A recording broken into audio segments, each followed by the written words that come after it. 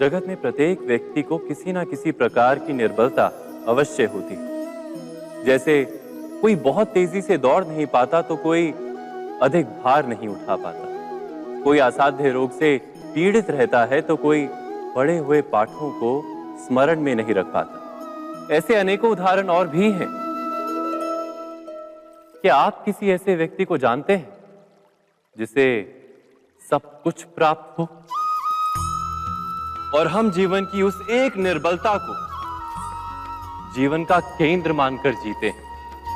इस कारणवश हृदय में दुख और असंतोष रहता है सदा। निर्बलता मनुष्य को जन्म से अथवा संजोग से प्राप्त होती है, किंतु उस निर्बलता को मनुष्य का मन अपनी मर्यादा बना लेता है। किंतु कुछ व्यक्ति ऐसे भी होते हैं जो अपने पुरुषार्थ और श्रम से उस निर्बलता को पराजित कर देते हैं। क्या भेद है उनमें और अन्य लोगों में? क्या आपने कभी विचार किया है? सरल सा उत्तर है इसका।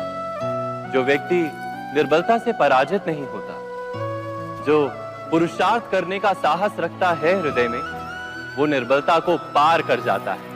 अर्थात निर्बलता अवश्य ईश्वर देता है, किंतु मर्यादा मनुष्य का मन ही निर्मित करता है।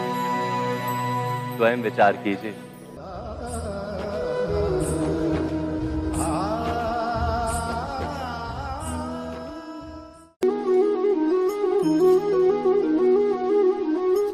भविष्य का दूसरा नाम है संघर्ष। हृदय में आज इच्छा होती है और यदि पूर्ण नहीं हो पाती तो हृदय भविष्य की योजना बनाता है।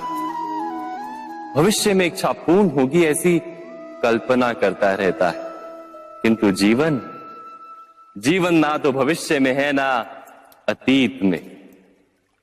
जीवन तो इस क्षण का नाम, अर्थात इस क्षण का अनुभव ही जीवन का अनुभव। पर हम ये जानते हुए भी इतना सा सत्य समझ नहीं पाते। या तो हम बीते हुए समय के स्मरणों को घेर कर बैठे रहते हैं, या फिर आने वाले समय के लिए हम योजनाएं बनाते रहते हैं। और जीवन जीवन बीत जाता है। एक सत्य यदि हम हृदय में उतार लें कि ना हम भविष्य देख सकते हैं, ना ही भविष्य निर्मित कर सकते हैं, हम तो केवल धैर्य और साहस के साथ भविष्य को आलिंगन दे सकते हैं, स्वागत कर सकते हैं भविष्य का। तो क्या जीवन का हर पल जीवन से नहीं भर जाएगा? स्वयं विचार कीजिए।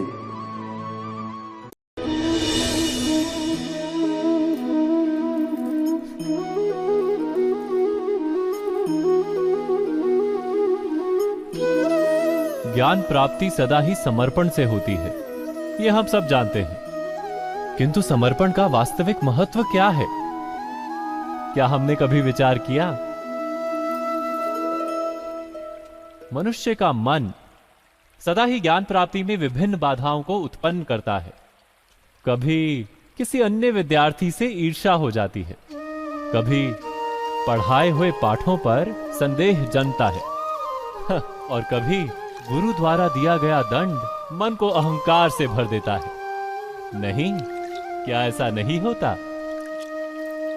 न जाने कैसे कैसे विचार मन को भटकाते हैं और मन की इसी अयोग्य स्थिति के कारण हम ज्ञान प्राप्त नहीं कर पाते। मन की योग्य स्थिति केवल समर्पण से निर्मित होती है। समर्पण मनुष्य के अहंकार का नाश करता है। ईर्ष्या, महत्वाकांक्षा आदि भावनाओं को दूर कर हृदय को शांत करता है और मन को एकाग्र करता है। वास्तव में ईश्वर की सृष्टि में ना ज्ञान की मर्यादा है, ना ज्ञानियों की। गुरु दत्तात्रेय ने तो गाय और श्वान से भी ज्ञान प्राप्त कर लिया था। अर्थात विषय ब्रह्म ज्ञान का हो या जीवन के ज्ञान का या गुरुकुल में प्राप्त होने वाले ज्ञान का, उसकी प्राप्ति के लिए गुरु से अधिक महत्व है उस गुरु के प्रति हमारा समर्पण। क्या यह सत्य नहीं?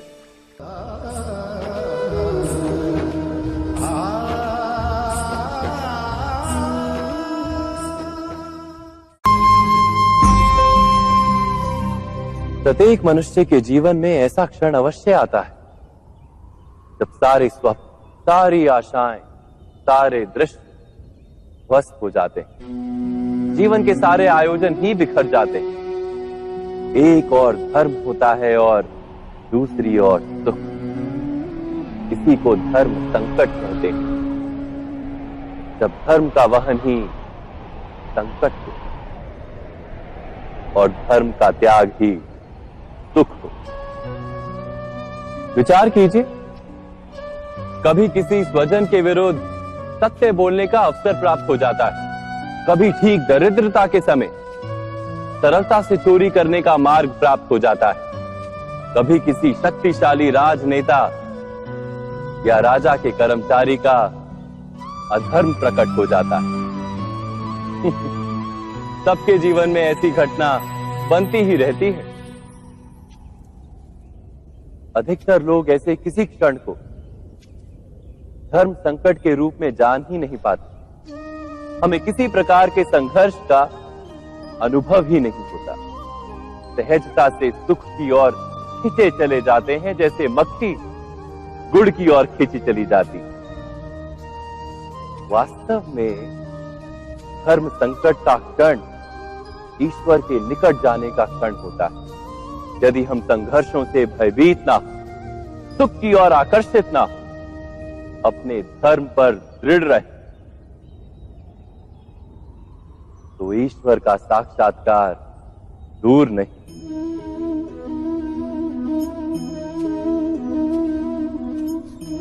पवन से युद्ध करने वाला पत्ता यदि पेड़ से गिरता है तो भी आकाश की ओर उठता है। पवन से झुकने वाली घास वहीं भूमि पर रह जाती है। अर्थात धर्म संकट से यदि हम संकट को ही टाल दें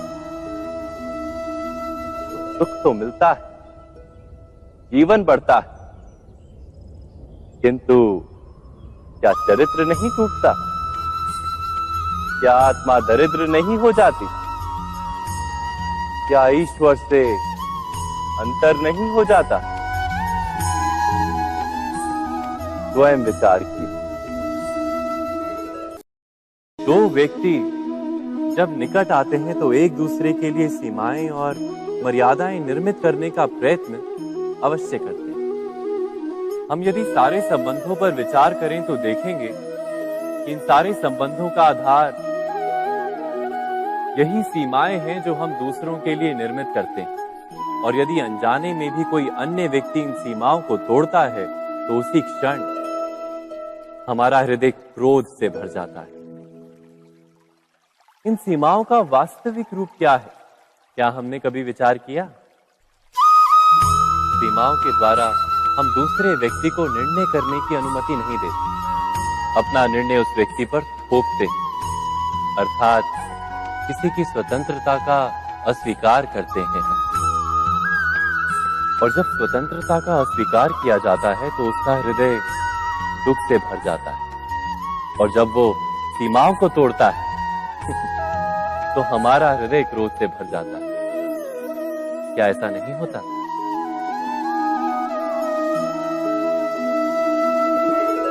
पर यदि एक दूसरे की स्वतंत्रता का सम्मान किया जाए तो किसी मर्यादाओं या सीमाओं की आवश्यकता ही नहीं होती। अर्थात जिस प्रकार स्वीकार किसी संबंध का देह है, क्या वैसे ही स्वतंत्रता किसी संबंध की आत्मा नहीं? स्वयं विचार कीजिए। सबके जीवन में ऐसा प्रसंग अवश्य आता है कि सत्य कहने का निश्चय होता है हृदय में, किंतु मुख से सत्य निकल नहीं पाता। कोई भय मन को घेर लेता है। किसी घटना अथवा प्रसंग के बारे में बात करना या फिर स्वयं से कोई भूल हो जाए उसके बारे में कुछ बोलना, क्या ये सत्य है? नहीं, ये तो केवल तथ्य है। अर्थात जैसा हुआ था वैसा केवल बोल देना सामान्य सी बात है। किंतु कभी कभी उस तथ्य को बोलते हुए भी भय लगता है। कदाचित किसी दूसरे की भावनाओं का विचार आता है मन। दूसरे को दुख होगा ये भय भी शब्दों को रोकता है। तो ये सत्य क्या है? क्या हमने कभी विचार किया है? जब भय रहते हुए भी कोई तथ्य बोलता है तो वो सत्य कहलाता है। वास्तव में सत्य कुछ और नहीं, केवल निर्भयता का दूसरा नाम है। और निर्भय होने का कोई समय नहीं होता, क्योंकि निर्भयता आत्मा का स्वभाव है। अर्थात क्या प्रत्येक क्षण सत्य बोलने का क्षण नहीं होता?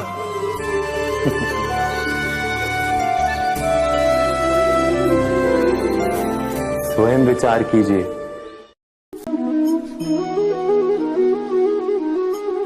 श्रेष्ठता का क्या अर्थ है? श्रेष्ठता का अर्थ है दूसरों से अधिक ज्ञान प्राप्त करना। अर्थात मूल्य इस बात का नहीं कि स्वयं कितना ज्ञान प्राप्त किया, मूल्य इस बात का है कि प्राप्त किया हुआ ज्ञान अन्य लोगों से कितना अधिक है। अर्थात श्रेष्ठता की इच्छा ज्ञान प्राप्ति को भी एक स्पर्धा बना देती है। और स्पर्धा में विजय अंतिम कब होती है?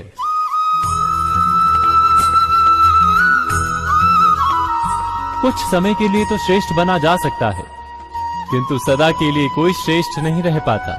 फिर वही असंतोष, पीड़ा और संघर्ष जन्म लेता है। किंतु श्रेष्ठ बनने के बदले यदि उत्तम बनने का प्रयत्न करें तो क्या होगा? उत्तम का अर्थ है कि जितना प्राप्त करने योग्य है वो सब प्राप्त करना, किसी से अधिक पाने की इच्छा से नहीं, मात्र आत्मा की तृप्ति हेतु कुछ प्राप्त करना। उत्तम के मार्ग पर किसी अन्य से स्पर्धा नहीं होती, स्वयं अपने आप से स्पर्धा होती है। अर्थात उत्तम बनने का प्रयत्न करने वाले को देर अबेर सारा ज्ञान प्राप्त हो जाता है, बिना प्रयत्न के ही वो श्रेष्ठ बन जाता है। किंतु जो श्रेष्ठ बनने का प्रयत्न करता है वो श्रेष्ठ बने या ना बने, उत्तम कभी नहीं बन पाता।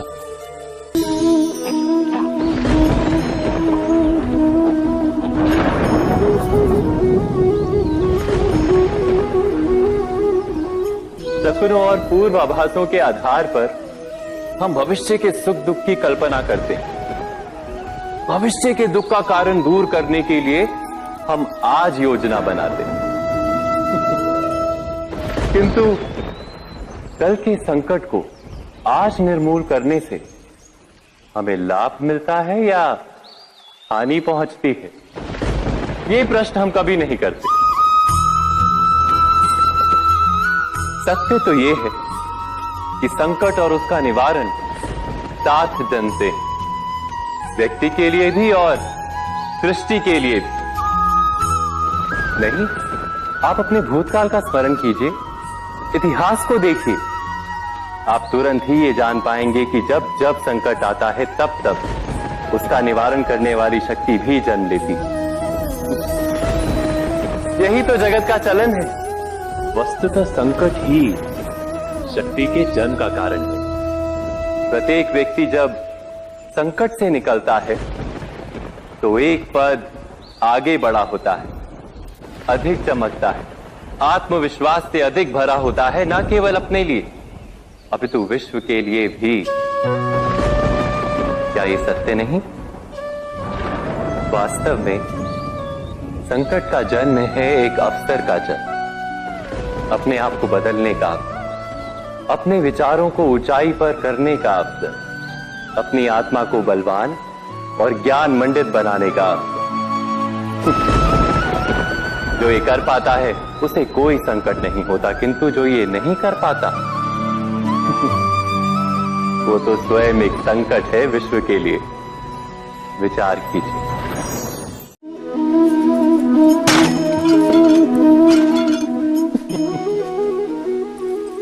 कभी कभी कोई घटना मनुष्य के जीवन की सारी योजनाओं को तोड़ देती और मनुष्य उस आघात को अपने जीवन का केंद्र मान लेता। पर क्या भविष्य मनुष्य की योजनाओं के आधार पर निर्मित होते हैं? नहीं। जिस प्रकार किसी ऊंचे पर्वत पर सर्वप्रथम चढ़ने वाला उस पर्वत की तलाई में बैठकर जो योजना बनाता है, क्या वही योजना उसे उस पर्वत की चोटी तक पहुंचाती है? नहीं। वास्तव में वो जैसे जैसे ऊपर चढ़ता है वैसे वैसे उसे नई नई चुनौतियां, नई नई विडंबनाएं, नए नए अवरोध मिलते हैं। प्रत्येक पद पर वो अपने अगले पद का निर्णय करता है। प्रत्येक पद पर उसे अपनी योजनाओं को बदलना पड़ता है। कहीं पुरानी योजना उसे खाई में ना ढकेल दे। वो पर्वत को अपने योग्य नहीं बना पाता, केवल स्वयं को पर्वत के योग्य बना सकता है। क्या जीवन के साथ भी ऐसा ही नहीं? जब मनुष्य जीवन में किसी एक चुनौती को, एक अवरोध को अपने जीवन का केंद्र मान लेता है, अपने जीवन की गति को ही रोक देता है, तो वो अपने जीवन में सफल नहीं बन पाता और ना ही सुख और शांति प्राप्त कर पाता। अर्थात जीवन को अपने योग्य बनाने के बदले स्वयं अपने को जीवन के योग्य बनाना ही सफलता और सुख का एकमात्र मार्ग नहीं। स्वयं विचार कीजिए।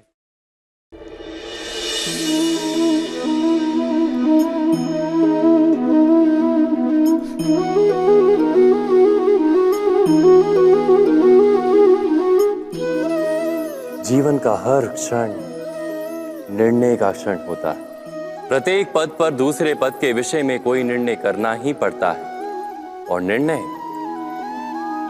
निर्णय अपना प्रभाव छोड़ जाता है।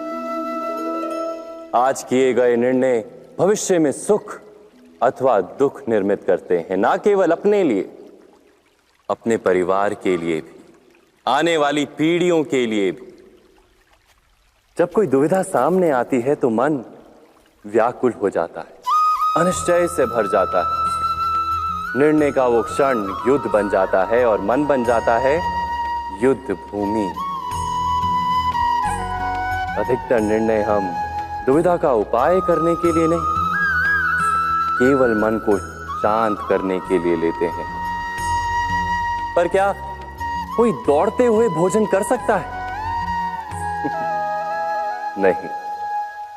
तो क्या युद्ध से जूझता हुआ मन कोई योग्य निर्णय ले पाएगा? वास्तव में शांत मन से जब कोई निर्णय करता है तो अपने लिए सुखद भविष्य बनाता है, किंतु अपने मन को शांत करने के लिए जब कोई निर्णय करता है तो वो व्यक्ति भविष्य में अपने लिए कांटों भरा वृक्ष लगाता है। स्वयं विचार कीजिएगा।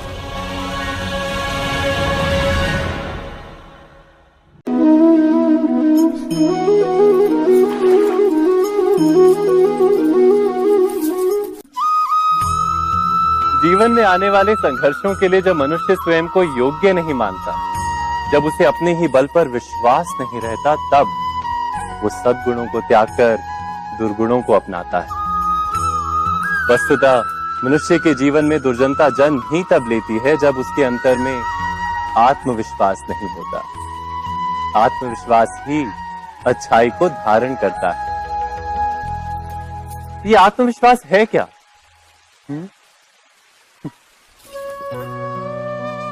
जब मनुष्य ये मानता है कि जीवन का संघर्ष उसे दुर्बल बनाता है, तो उसे अपने ऊपर विश्वास नहीं रहता।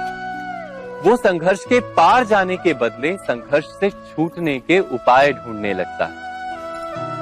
किंतु जब वो ये समझता है कि ये संघर्ष उसे अधिक शक्तिशाली बनाते हैं, ठीक जैसे व्यायाम करने से देह की शक्ति बढ़ती, तो प्रत्येक संघर्ष के साथ उसका उत्साह बढ़ता है। अर्थात आत्मविश्वास और कुछ भी नहीं, मन की स्थिति, जीवन को देखने का दृष्टिकोण मात्र है। और जीवन का दृष्टिकोण तो मनुष्य के अपने वश में होता है। स्वयं विचार कीजिए।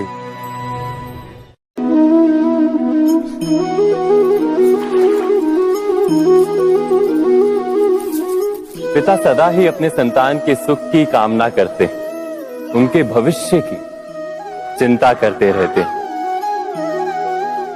इसी कारणवश सदा ही अपने संतानों के भविष्य का मार्ग स्वयं निश्चित करने का प्रयत्न करते रहते। जिस मार्ग पर पिता स्वयं चला है, जिस मार्ग के कंकर पत्थर को स्वयं देखा है, मार्ग की छाया, मार्ग की धूप को स्वयं जाना है, उसी मार्ग पर उसका पुत्र भी चले, यही इच्छा रहती है हर पिता की। निस्संदेह उत्तम भावना है ये, किंतु 3 प्रश्नों के ऊपर विचार करना हम भूल ही जाते हैं। कौन से प्रश्न? प्रथम प्रश्न, क्या समय के साथ प्रत्येक मार्ग बदल नहीं जाते? क्या समय सदा ही नई चुनौतियों को लेकर नहीं आता?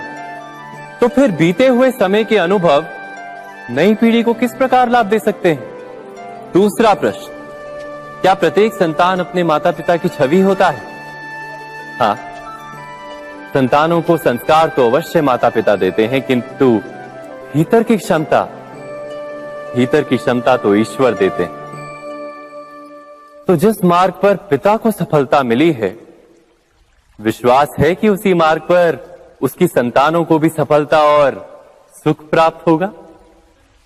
तीसरा प्रश्न, क्या जीवन के संघर्ष और चुनौतियां लाभकारी नहीं होती? क्या प्रत्येक नया प्रश्न एक नए उत्तर का द्वार नहीं खोलता? तो फिर संतानों को नए नए प्रश्नों, संघर्षों और चुनौतियों से दूर रखना, ये उनके लिए लाभ करना कहलाएगा या हानि पहुंचाना? अर्थात जिस प्रकार संतान के भविष्य का निर्माण करने के बदले उसके चरित्र का निर्माण करना श्रेष्ठ है, वैसे ही संतानों के जीवन का मार्ग निश्चित करने के बदले उन्हें नए संघर्षों के साथ जूझने के लिए मनोबल व ज्ञान देना अधिक लाभदायक नहीं होगा? स्वयं विचार कीजिए। मनुष्य की सबसे बड़ी दुर्बलता क्या होती है? सोचिए। धन, प्रेम, अहंकार। मनुष्य की सबसे बड़ी दुर्बलता होती है उसके रहस्य। चाहे आप कितने भी शक्तिशाली क्यों ना हो, कितने भी प्रबल क्यों ना हो, परंतु उसके रहस्य उसके नाश की चाबी होती है। इसलिए यदि प्रबल रहना है, शक्तिशाली रहना है, समर्थ रहना है, तो अपने रहस्य को किसी को भी ना बताएं, ना मित्र को और ना ही शत्रु को, क्योंकि समय पड़ने पर कब कौन शत्रु हो जाए ऐसा कहना संभव नहीं। विभीषण को रावण के अमृत कुंड का ज्ञात था, इसीलिए प्रभु श्री राम रावण का वध करने में सफल हो सके। इसलिए उचित यही है कि आप अपने रहस्य को स्वयं तक ही सीमित रखें।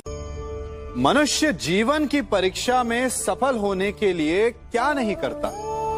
वो परिश्रम करता है, दौड़ भाग करता है, और ये सब करने के पश्चात भी जब उसका काम नहीं बनता तो वो नकल करता है ना? तनिक लौटिए अपने बचपन में, स्मरण कीजिए अपने बचपन की स्मृतियों का। क्या स्मरण हुआ? विद्यालय में जब आप परीक्षा देने जाते थे तो क्या होता था? आप ना सहे, परंतु कोई ना कोई सफलता पाने के लिए नकल करता ही था और उत्तीर्ण भी हो जाता था, है ना? परंतु जीवन की परीक्षा ऐसी नहीं होती। नकल करने वाला सफल नहीं होता। कारण विद्यालय में सबके प्रश्न पत्र एक होते थे, परंतु जीवन के प्रश्न पत्र और उनकी कठिनाई सबके लिए भिन्न होती, तो निश्चित रूप से उनके उत्तर भी भिन्न होंगे ना।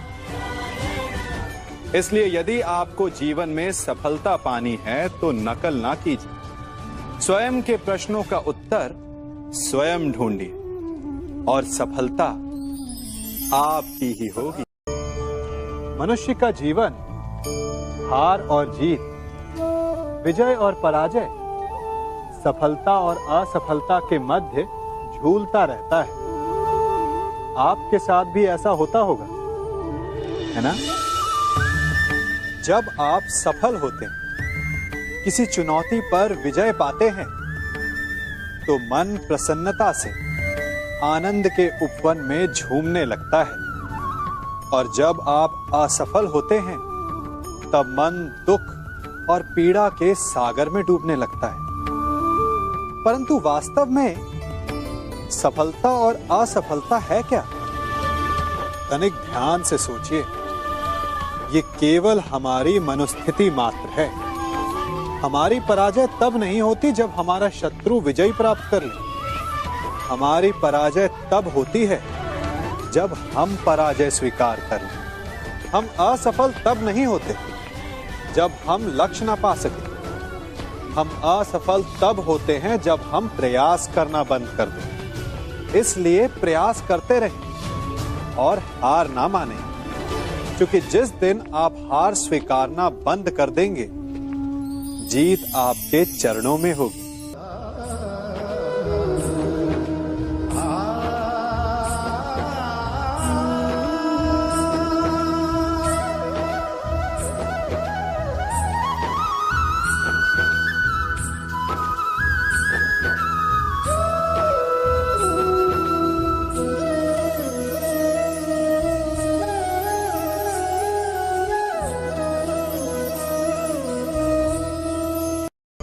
आप सबने बरगद के वृक्ष को तो देखा ही होगा।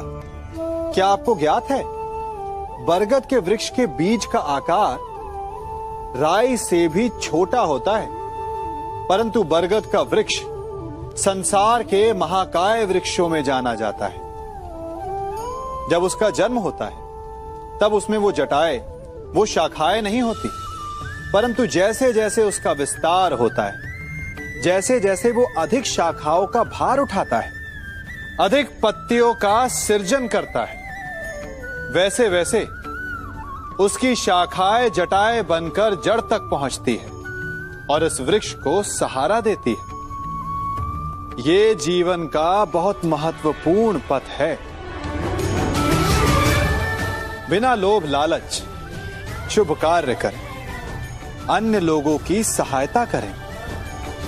धीरे धीरे आपने जिनकी सहायता की, वो आपके सहायक बनते जाएं, आपकी जड़ों को और बलशाली बनाएंगे, आयु मान और आकार बढ़ाएंगे। सहजीवन, सहायता और निष्काम कर्म आपको मृत्यु के पश्चात भी मरने नहीं देगा, आपको अमर रखेगा। हमारा शरीर प्रकृति का एक महान आविष्कार है।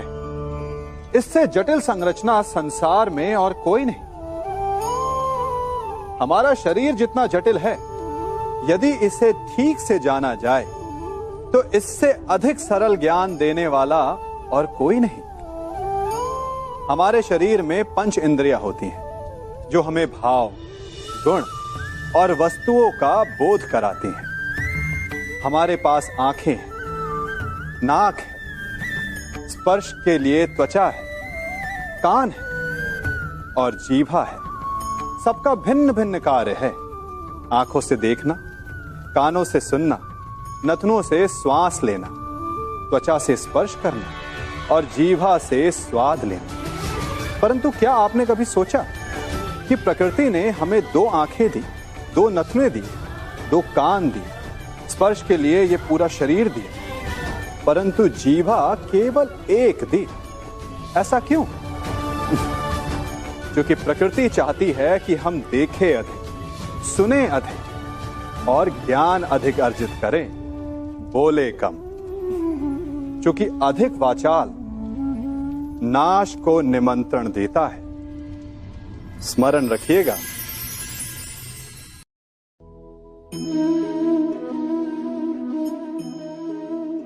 ये सदा यही कहते आए कि यदि आगे बढ़ना है तो अपनों का साथ दो। सत्य कहते हैं, अपनों का साथ देना ही चाहिए। परंतु साथ देने से पूर्व ये अवश्य पहचान लेना चाहिए कि अपने हैं कौन। क्या अपने वही होते हैं जिनके साथ हमारा रक्त संबंध होता है, या अपने मित्र? अपने वो होते हैं जो हमें सद्कार्य के लिए प्रेरित करें, हमें आगे बढ़ाएं, हमारा साथ दें। और वो जिनका साथ देने से समाज का नाश, धर्म की हानि हो, वो सगे हो करके भी सगे नहीं होते। इसलिए जब अपनों की परिभाषा का चुनाव करें तो उन्हें अपना माने जो आपका साथ दे, उन्हें नहीं जो हमें अज्ञान के मार्ग पर ले जाएं।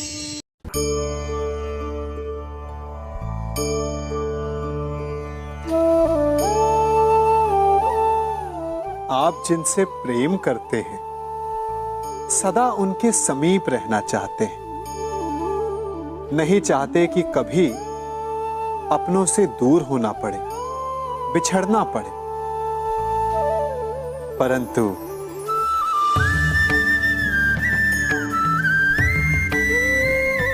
एक समय के पश्चात अपनों से दूर हो जाना उन्नति के लिए आवश्यक है।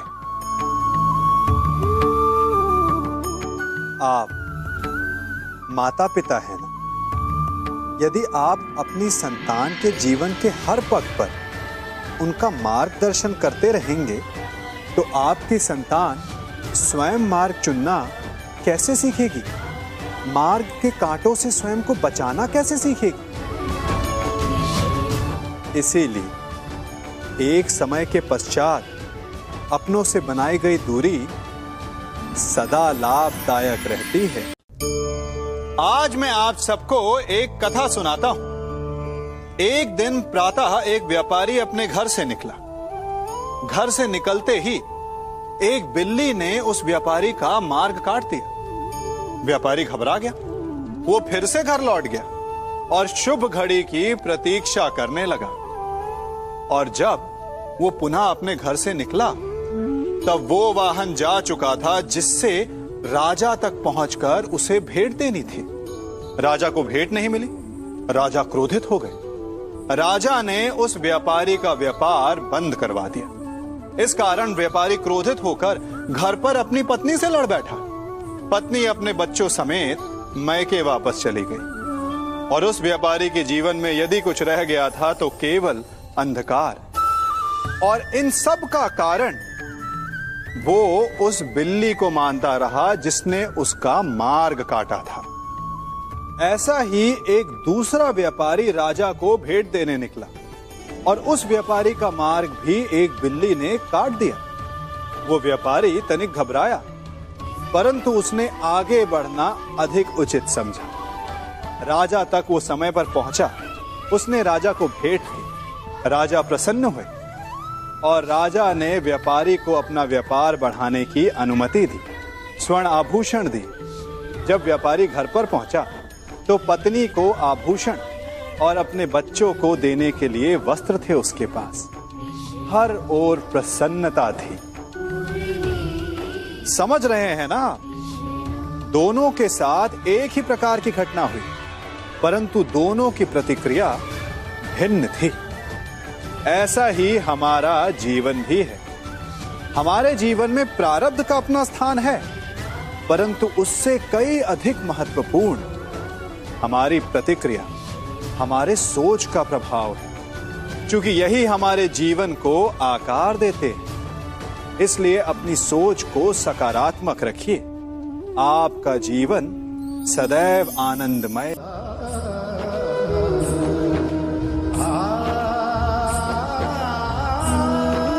हम सभी अपने जीवन में कोई ना कोई कार्य करते हैं।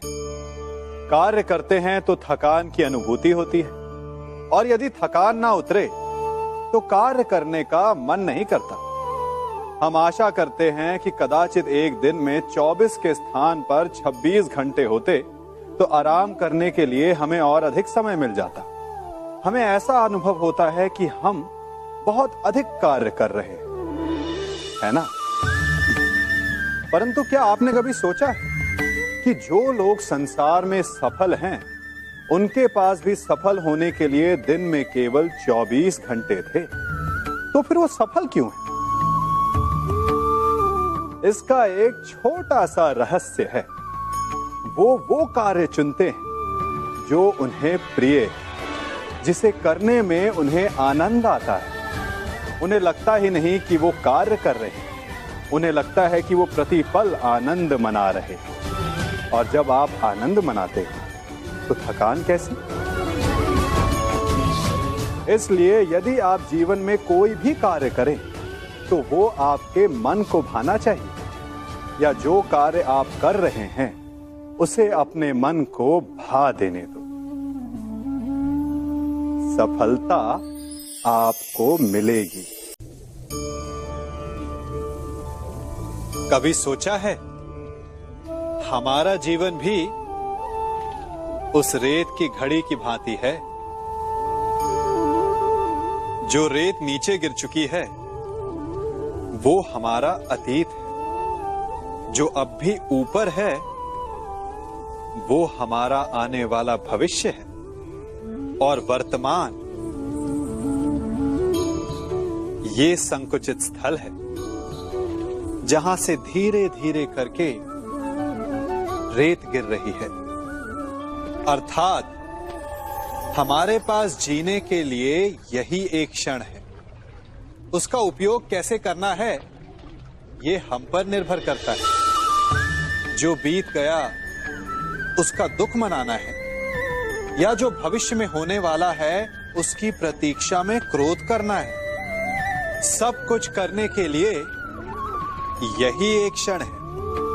प्रसन्न रहना है तो उसके लिए भी यही एक पल है। प्रतीक्षा करते रहोगे तो ये पल भी भूतकाल में बदल जाएगा।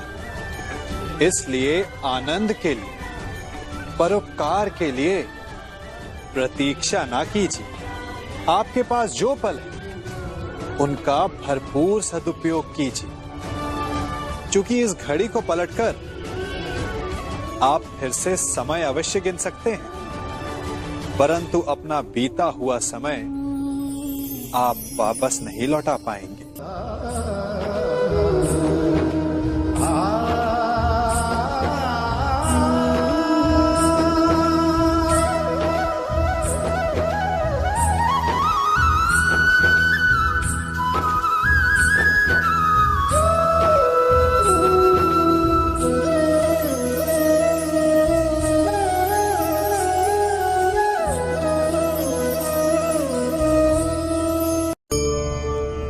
मनुष्य भी बड़ा विचित्र प्राणी है।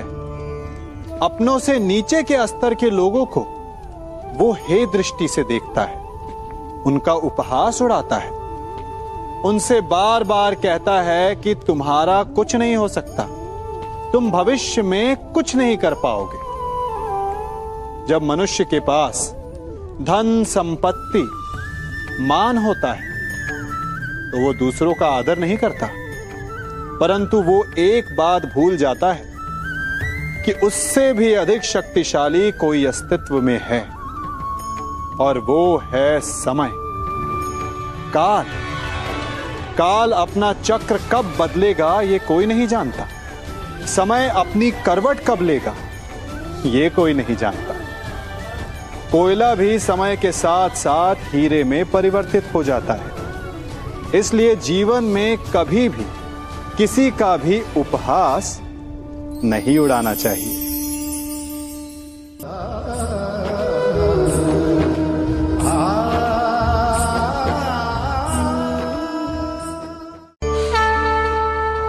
गर्व, अभिमान और अहंकार, ये तीनों सुनने में एक जैसे लगते हैं, परंतु तीनों का अर्थ भिन्न होता है और परिणाम भी। तीनों का आरंभ प्रेम से होता है।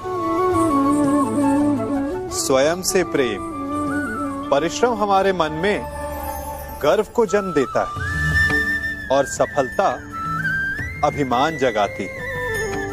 यहां तक ठीक है, परंतु जब ये भावना अहंकार बन जाती है तब वो समस्या बन जाती है, क्योंकि सबसे बुरा अंत अहंकारी का ही होता है। परंतु मनुष्य के लिए पहेली यही है कि पहचाना कैसे जाए कि अहंकार जग गया है और उसका दमन आवश्यक है। इसका उत्तर मैं नहीं, आपका मन देगा।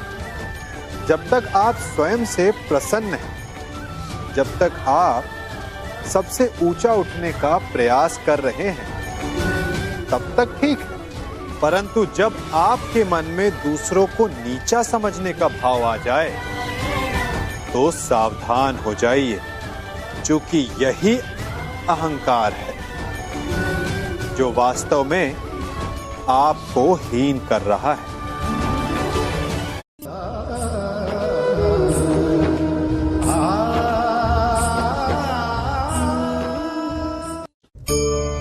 आज मैं आप सबको एक कहानी सुनाता हूं। एक दिन गोकुल में दो व्यापारी आए। एक व्यापारी शहद का था, बड़ा मीठा शहद था उसका, परंतु वो गोकुल में टिक नहीं पाया। उसके व्यापार ने घाटा खाया और शीघ्र ही वो गोकुल छोड़कर चला गया। और दूसरा व्यापारी मिर्च का था। पहले दिन वो एक पोटली लाया और दूसरे ही दिन वो पूरी बैलगाड़ी भर कर लाया। और धीरे धीरे पूरी मथुरा में उसकी धाक जम गई। मुझे बड़ा आश्चर्य हुआ, तो मैंने बाबा से पूछा कि ऐसा क्यों कि एक मीठे शहद का व्यापारी कंगाल हो गया और एक मिर्च का व्यापारी धीरे धीरे नगर सेठ बन गया। बाबा मुस्कुराए और उन्होंने कहा कि मीठी बोली बोलने वाले की तीखी मिर्च भी बिक जाती है, और जो कड़वी बोली बोलता है उसका मीठा शहद भी नहीं बिकता। वाह, कितने उत्तम विचार हैं उनके, और उचित ही है। मनुष्य अपने जीवन में सदैव अपने वचनों से उठता है और अपने वचनों से ही गिरता है। इसलिए अपने जीवन में सदैव मीठी बोली बोलने का प्रयास कीजिए, आपका जीवन सरल हो जाएगा। मनुष्य की सबसे बड़ी दुर्बलता क्या होती है? सोचिए। धन, प्रेम, अहंकार। मनुष्य की सबसे बड़ी दुर्बलता होती है उसके रहस्य। चाहे आप कितने भी शक्तिशाली क्यों ना हो, कितने भी प्रबल क्यों ना हो, परंतु उसके रहस्य उसके नाश की चाबी होती है। इसलिए यदि प्रबल रहना है, शक्तिशाली रहना है, समर्थ रहना है, तो अपने रहस्य को किसी को भी ना बताएं, ना मित्र को और ना ही शत्रु को, क्योंकि समय पड़ने पर कब कौन शत्रु हो जाए ऐसा कहना संभव नहीं। विभीषण को रावण के अमृत कुंड का ज्ञात था, इसीलिए प्रभु श्री राम रावण का वध करने में सफल हो सके। इसलिए उचित यही है कि आप अपने रहस्य को स्वयं तक ही सीमित रखें।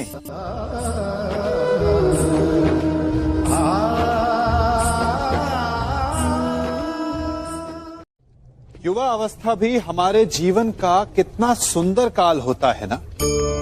बाहु में बल, मन में कुछ बड़ा कर जाने की चाह, आंखों में भविष्य के सुंदर और कोमल सपने। और इसी अवस्था में मनुष्य के भीतर पनपता है प्रेम।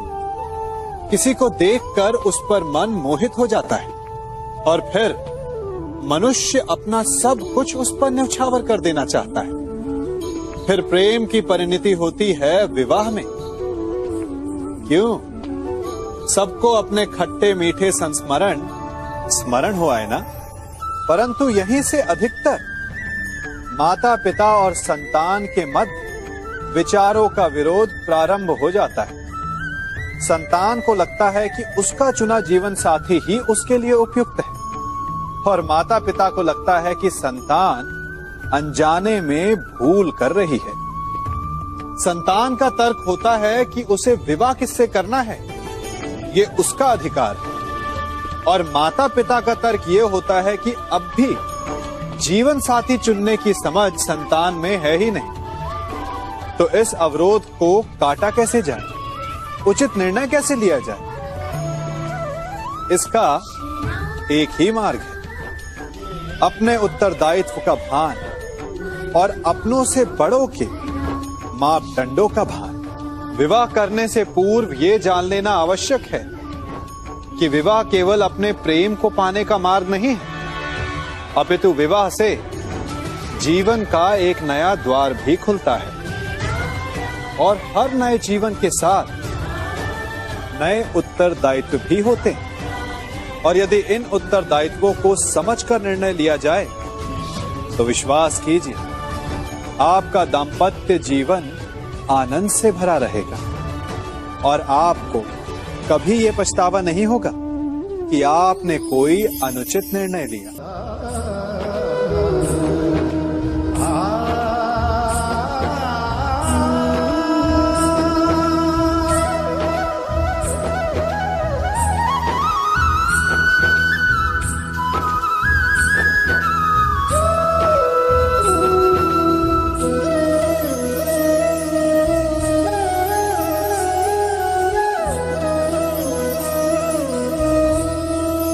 जब सागर का जल वाष्प बनकर उड़ता है तब वो हमें दिखाई नहीं देता। मेघ उस जल को अपने भीतर छिपा लेते हैं, लंबी यात्रा करते हैं, प्रयास करते हैं कि वो जल सदा उनके भीतर छिपा रहे, परंतु जब वायु का वेग उन्हें उड़ाकर किसी पर्वत से ले जाकर के टकरा देता है, तब उन मेघों को बरसना ही पड़ता है, क्योंकि यही नियति है, यही प्रकृति है। क्योंकि जल को सागर में जाकर मिलना ही है। ठीक ऐसा ही हमारे साथ भी होता है। हम सत्य को अपने मन के मेघों में चाहे जितना छिपाने का प्रयास कर लें, परंतु समय की आंधी उसे वास्तविकता के पर्वत से ले जाकर के टकराकर हमारे समक्ष ले ही आती है। जिस भय के कारण आप सत्य को सामने नहीं लेकर आना चाहते, एक दिन वही भय हमारे समक्ष आकर खड़ा हो जाता है, और फिर हम लाचार हो जाते हैं, क्योंकि हमने उस भय का सामना करने की तैयारी नहीं की होती। इसलिए सत्य से भागे नहीं, उसे छिपाए भी नहीं, उसे स्वीकार करें। भविष्य की बड़ी विपत्ति से बच जाएंगे।